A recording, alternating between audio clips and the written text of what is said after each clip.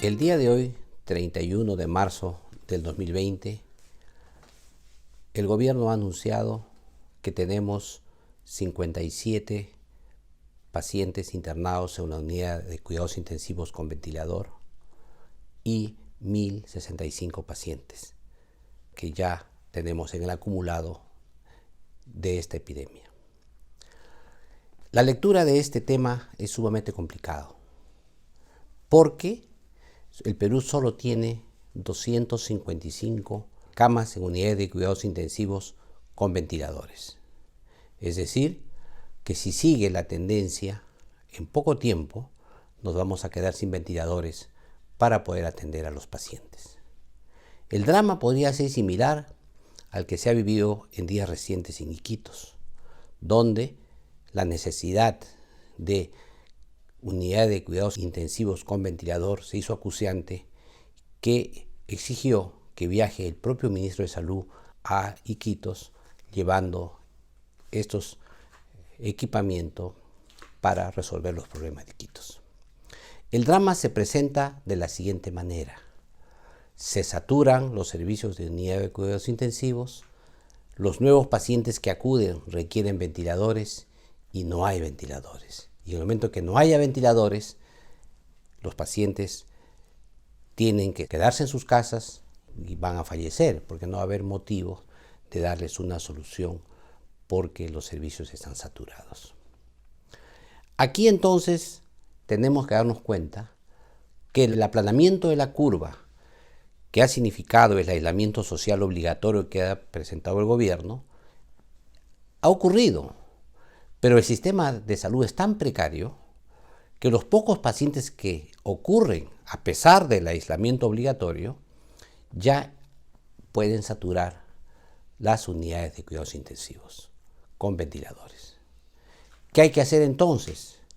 Hay que convocar a las mentes brillantes del país, no solamente para importar estos equipos en modo urgente, sino también para poder producir en el país estos equipos que tanto se requieren.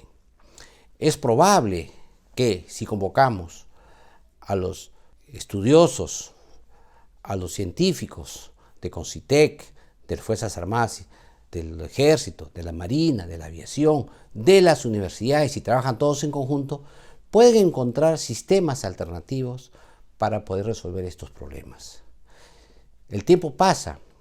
Y si nos demoramos, va a llegar un momento que las soluciones que demos sean demasiado tarde. Por eso es importante el Ministerio de Salud no escatime esfuerzos económicos, gaste lo que sea necesario para poder convocar a las mentes brillantes del país a trabajar en una solución que sea benéfica para el país. Pero por otro lado también es necesario que se apure la importación de estos equipos de China, de Corea y de otros países que, a pesar de que el mercado está restringido, a pesar de que todo el mundo exige estos equipos, podamos obtener por repente, por pagar mayor precio, estos ventiladores que tanto se necesitan en nuestro país. Por otro lado también, no hay que olvidar que para que estos equipos funcionen requieren seres humanos, y ellos son los médicos, los profesionales de la salud, las enfermeras, los técnicos de enfermería y una serie de servidores que están ligados a estos equipos, que tienen que ser preparados, acondicionados y sobre todo motivados para este trabajo. Y aquí hay escasez. Y esta escasez, ¿cómo se va a paliar? A través de mecanismos que ya estaban en marcha antes de la epidemia, como por ejemplo los llamados servicios complementarios. ¿Qué significa? Que un médico puede trabajar en modo adicional a su jornada laboral en su propio hospital, en su propio establecimiento de salud, pero además en otro establecimiento de salud donde se necesite, y cobrar por ello sin que esto implique la doble remuneración que en el Perú está penada. En consecuencia, necesitamos que el proyecto de ley que hay en el Congreso de la República, que permite que los médicos trabajen en estas condiciones en dos instituciones del Estado, en sus horas libres puedan trabajar. El Congreso aquí tiene una gran tarea. Es un proyecto de ley que ya se aprobó en primera votación y solo faltaba la segunda votación y que este Congreso nuevo bien podría concluir. El tercer aspecto que hay que tomar en cuenta es que los médicos, después de su jornada laboral, retornan a sus casas y ahí ellos pueden llevar el virus y pueden contagiar a sus familias. Es necesario que en los hogares se produzca el aislamiento intrafamiliar de los servidores de salud. Y esto es un dinero adicional que se requieren para poder hacer los cambios dentro de sus viviendas y, de ser necesario, inclusive alquilar viviendas fuera de sus domicilios con la finalidad de no contagiar a sus familias. Muchos de ellos viven con sus padres, con personas mayores, y ellos pueden ser el vehículo, puede ser el vector que contamine a su propia familia. Creo que en esta circunstancia el gobierno debería, por lo menos en el periodo de la epidemia, otorgar un sueldo mensual adicional para que los profesionales de la salud puedan impedir la propagación del virus intrafamiliar. Pero hay algo más. Hay regiones que no tienen la suficiente cantidad de ventiladores y en consecuencia estas regiones tienen que ser mapeadas en modo urgente de tal manera que tengan una seguridad, porque las distancias en el Perú son grandes y a veces en pocas horas podemos perder a los pacientes.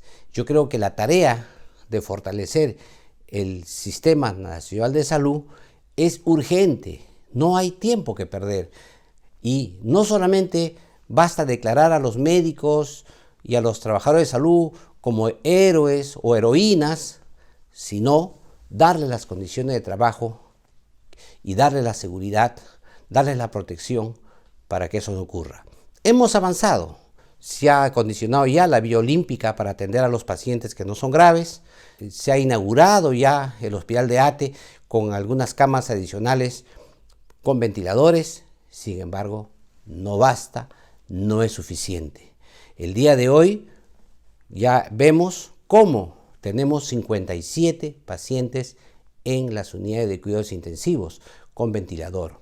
Y si seguimos creciendo en la forma que ha ocurrido hasta la fecha, en poco tiempo nuestra capacidad de respuesta como país va a ser saturada y la mortalidad va a empezar a crecer a día que pasa.